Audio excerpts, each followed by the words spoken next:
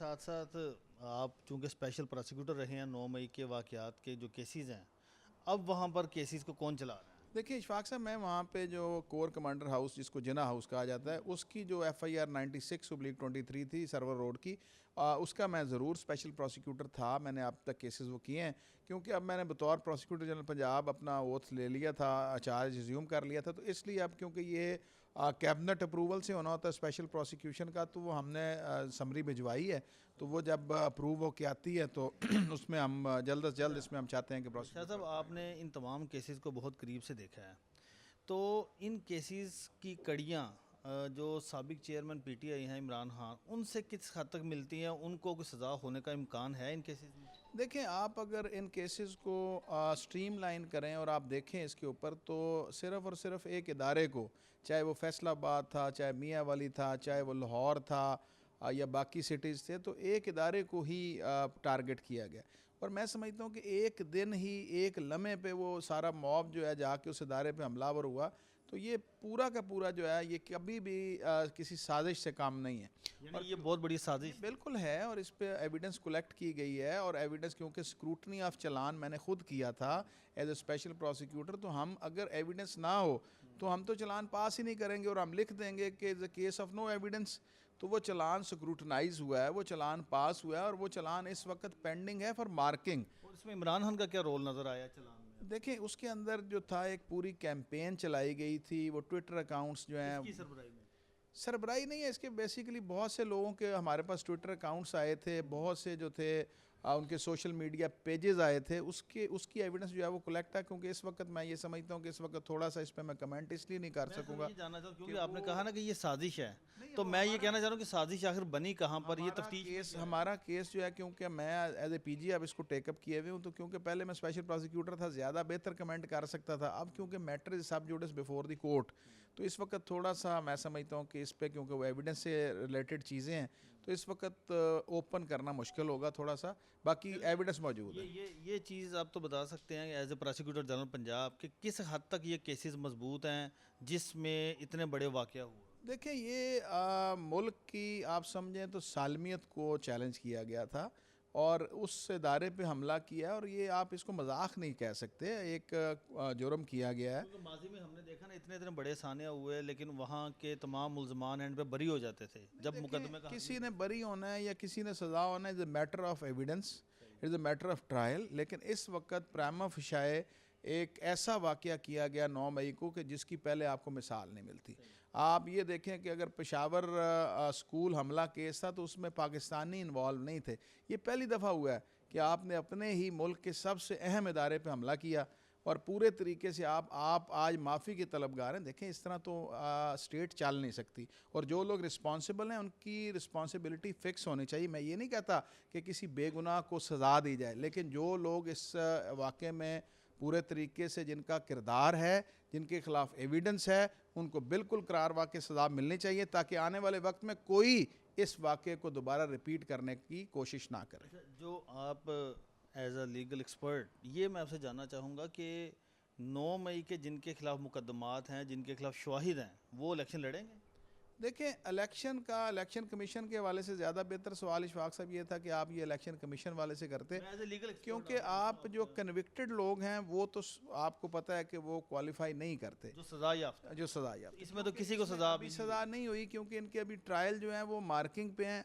अब हो सकता है कि इलेक्शन के प्रोसेस से पहले, क्योंकि ये डे बाय डे हेयरिंग होनी है, इनके जेल ट्रायल जो हैं उनके नोटिफाई हो चुके हैं, तो अगर इलेक्शन से पहले किसी को सज़ा हो जाती है तो मैं समझता हूँ कि फिर उसके लिए मुश्किलात इलेक्शन होंगी। से पहले तो मुमकिन नहीं है।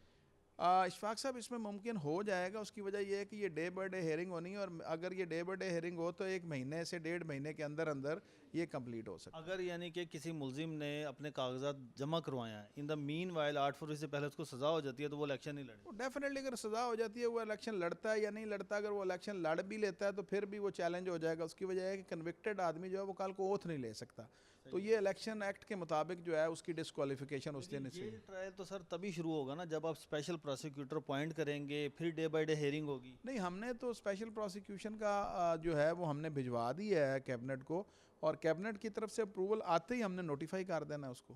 ठीक है।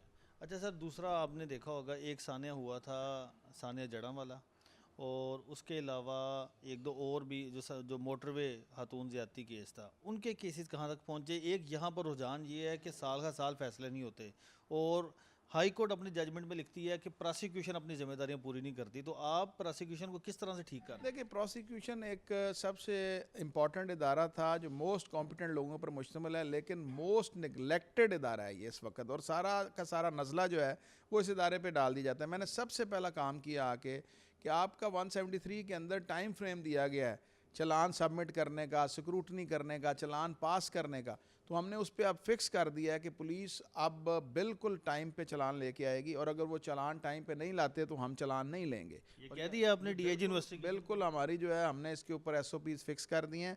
मेरी chief justice Lahore high court जो हमारे ऑनरेबल जज साहब हैं, उनसे भी बात हुई थी कि मैजिस्ट्रेट साहबान को भी इस बात पे फिक्स फरमाया जाए कि वो जो 8-8 दफ़ा 10-10 दफ़ा इल्तवा पुलिस को दे देते हैं वो भी नहीं होना चाहिए। और हम अपने तरीके से पूरी कोशिश कर रहे हैं कि विद इन टाइम जो है चलान आए, विद इन टाइम उसकी स्क्रूटनी हो। और मैं एक और बात इशफाक साहब आपको कहना चाहता हूँ कि हम सिर्फ़ और सिर्फ अब दकिया नूसी स्क्रूटनी नहीं करेंगे, हम पूरे तरीके से स्क्रूटनी करेंगे। और ये जो आपके हाई प्रोफाइल केसेस हैं, मैं बिल्कुल इसमें ख़ुद इसको टेकअप करूँगा, और वेरी फर्स्ट डे से लेकर चलान जमा होने तक हम पूरे तरीके से एडवाइस भी करेंगे और हम इसको चेक भी करेंगे। ये भी इतलात आती हैं कि जो प्रोसिक्यूटर्स हैं वो चलान जमा करवाने के लिए पैसे भी मांगते हैं, इस हवाले से भी शिकायत है। साहब वो दिन फाख्ता हो गए इंशाअल्लाह ताला। अब कोई भी करप्ट अनासर, मैं आपको यकीन दिलाता हूँ कि वो प्रोसिक्यूशन का हिस्सा नहीं रहेगा, या वो करप्शन छोड़ देगा या वो प्रोसिक्यूशन डिपार्टमेंट छोड़। आपने ऐलान कर दिया जी, मैंने बिल्कुल पंजाब के तमाम डीपीज़ को जो था कल मैंने उनको यहाँ पे मीटिंग में तवा पुलिस को दे देते हैं,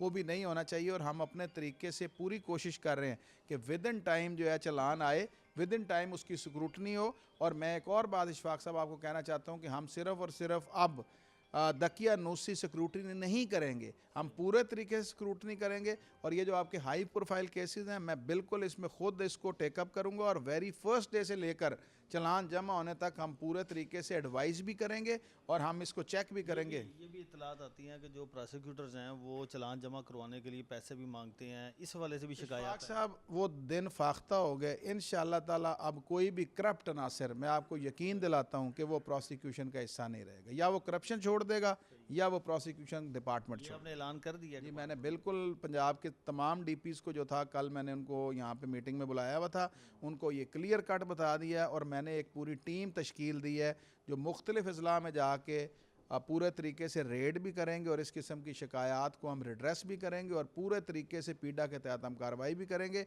और एंटी करप्शन के हम केसेस भी। ये ना वो सारे आपके खिलाफ हो जाए, मेरे खिलाफ हो जाएं। देखें, मुझे अगर अल्लाह ताला ने ये ओहदा दिया है तो फिर मैंने इस ओहदे के साथ वफा करनी है। ये देखा कि जिसने करप्शन ख़त्म करने की बात की है सब उसके खिलाफ हो। देखें इशफाक साहब, मैंने बतौर वकील अपनी आज तक ज़िम्मेदारी जो है बड़े आसान तरीके से निभाने की कोशिश की है, और अगर अल्लाह ताला ने मुझे मुकाम और ये रुतबा दिया है तो मैं पूरे तरीके से इसको निभाऊंगा। और इंशाअल्लाह ताला आप देखेंगे कि आपको एक मेजर चेंज इस डिपार्टमेंट में नज़र आएगा। Thank you very much sir.